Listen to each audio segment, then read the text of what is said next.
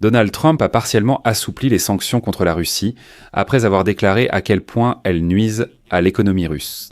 Le ministère des Finances américain a prolongé de 3 semaines, jusqu'au 13 décembre, la licence pour les transactions de Lukoil et repoussé de 5 mois les sanctions sur certaines opérations. Auparavant, les sanctions américaines prévoyaient que toutes les entreprises du monde entier devaient cesser toute opération avec la société russe Lukoil avant le 21 novembre. Jusqu'à cette date, Lukoil pouvait vendre ses actifs à l'étranger, qu'il ne peut désormais plus gérer. Mais il est évident que les Russes ne pourront pas le faire avant le 21 novembre. Voilà pourquoi ils ont supplié les Américains d'obtenir plus de temps pour vendre les actifs de Lukoil, et Trump a accepté. Mais il y a ici 2 points importants. Premièrement, les États-Unis ont assoupli les sanctions parce qu'on le leur a demandé. Par exemple, la Bulgarie, où la seule raffinerie de pétrole du pays appartient malheureusement à Lukoil, et la Bulgarie n'a pas le temps de racheter ou de vendre cette raffinerie à quelqu'un d'autre. Et deuxièmement, une entreprise américaine a jeté son dévolu sur les actifs de Lukoil à l'étranger, et elle a besoin de plus de temps pour conclure l'accord. Je m'appelle Alexei Pesci. Discutons et analysons ensemble ce sujet. Mais avant de commencer, je vous demande de vous abonner à cette chaîne, de mettre un like, d'écrire un commentaire détaillé sous cette vidéo. Abonnez-vous aussi à ma chaîne Telegram Pescinou. Le lien se trouve dans la description de cette vidéo. Nous y publions des actualités en temps réel dès qu'elles arrivent. Si vous souhaitez soutenir le travail de cette chaîne YouTube, vous pouvez le faire financièrement via un don ou un abonnement payant en utilisant les liens et les coordonnées dans la description de cette vidéo. C'est écrit là-bas. Soutenez la chaîne d'Alexei Pesci. Choisissez le format qui vous convient. Je vous serai reconnaissant pour tout soutien de votre part. Depuis 2 jours, une vague de négativité en ligne s'indigne que Donald Trump ait assoupli les sanctions contre la Russie. D'un côté, ses responsables vantent l'efficacité de leurs mesures, de l'autre, ils admettent qu'il n'y a plus de sanctions, donc il faut poursuivre la pression avec celles existantes. Eh bien, de quoi s'agit-il? Par exemple, le secrétaire d'État américain Marco Rubio. Ils estiment que Washington n'a plus beaucoup de possibilités pour imposer de nouvelles sanctions contre la Russie. Citation. « Nous avons frappé les grandes compagnies pétrolières sont russes, ce que tout le monde demandait. Il est évident que ces mesures doivent être mises en œuvre, et il faudra du temps avant que leurs effets ne deviennent perceptibles. Mais je ne sais pas ce qu'on peut faire d'autre. À cet égard, nous arrivons à court de possibilités de sanctions. » À la question de savoir si des sanctions contre la flotte fantôme de la Russie sont attendues, le chef du département d'État américain a déclaré que, sur ce point, des mesures pourraient être prises par les pays européens. Il a expliqué sa position en disant que de nombreux transports utilisant cette flotte fantôme ont lieu précisément dans des zones beaucoup plus proches de l'Europe. Ce qui d'ailleurs est vrai, la mer Baltique et le littoral français en sont la preuve. Mais si, comme le dit Marco Rubio, il faut attendre l'effet des sanctions contre Rosneft et Lukoil, alors pourquoi assouplir ces sanctions concernant la flotte fantôme? Rubio dit « Écoutez, ici l'effet est cumulatif, attendons un peu et cela deviendra perceptible. » Soudainement, le ministère des Finances assouplit ses sanctions. Voyons ce qui se passe. Le ministère des Finances des États-Unis a prolongé de 3 semaines jusqu'au 13 décembre la licence pour les transactions de Lukoil liées au réseau de stations-service à l'étranger de cette entreprise et au contrat de vente de ses actifs internationaux, qui assurent plus d'1,5% de la production pétrolière mondiale et sont évalués à 22 milliards de dollars en 2024. Cela découle de la déclaration de l'Office de contrôle des avoirs étrangers des États-Unis. Auparavant, l'administration de Donald Trump exigeait que la compagnie pétrolière russe cesse ses opérations à l'étranger avant le 21 novembre. Par ailleurs, l'entrée en vigueur des sanctions contre Lukoil a été reportée pour les transactions avec les entreprises de la société en Bulgarie, où elle possède la seule raffinerie de pétrole du pays que les autorités bulgares se préparent à nationaliser.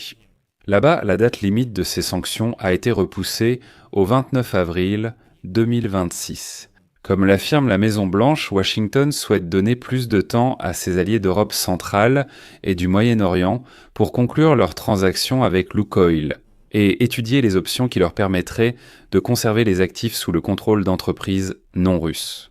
Je dirais tout de suite qu'il ne s'agit probablement pas du dernier assouplissement des sanctions, malheureusement. À Washington, on estime qu'ils permettent aux acheteurs potentiels de conserver leur position. Mais la conclusion effective de la transaction prendra bien plus de 30 jours, même s'il s'agit d'une vente à prix réduit. Les transactions nécessiteront plus de temps. En conséquence, il y aura très probablement un autre assouplissement et un autre report. Mais il est important de noter que cet assouplissement ne signifie pas que les Russes ne continuent pas de perdre.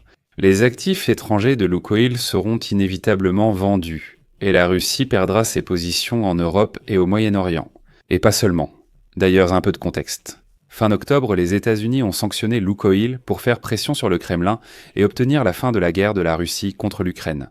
Toutes les entreprises qui ne voulaient en pas être soumises à des sanctions secondaires américaines devaient mettre fin à toute coopération avec le géant pétrolier russe dans un délai d'1 mois.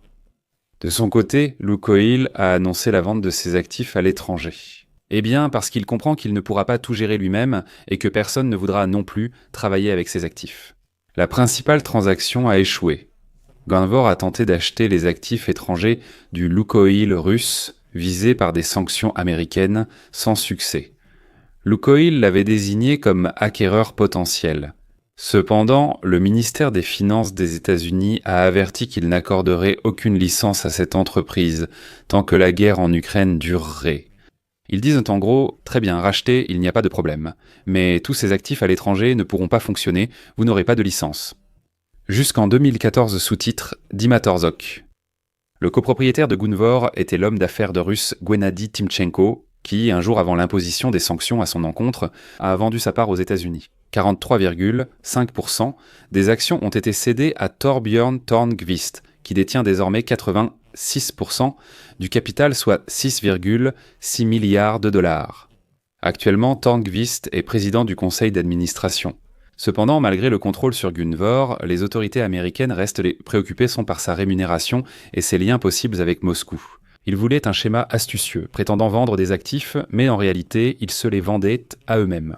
Et maintenant, le plus intéressant.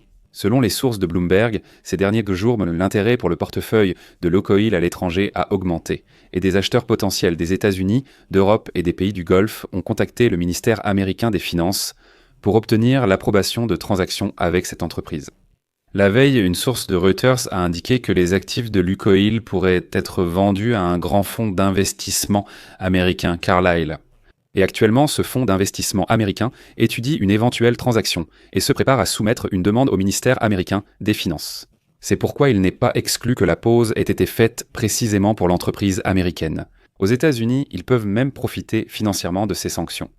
Je souligne que Lukoil détient 3 raffineries de pétrole en Europe et des parts dans des gisements au Kazakhstan, Ouzbékistan, Irak, Mexique, Algérie, Iran, Égypte et Nigeria. En plus de centaines, je dirais même de milliers de stations-service dans le monde entier, y compris d'ailleurs aux États-Unis d'Amérique. Aux États-Unis, Lukoil possède environ 200 stations-service. Au début des années 2000, ils ont racheté Mobil et l'ont repeint aux couleurs de Lukoil. Cette chaîne YouTube proposait une analyse des avoirs de Lukoil à l'étranger, de ses pertes et de l'impact des sanctions. Allez sur la chaîne et regardez.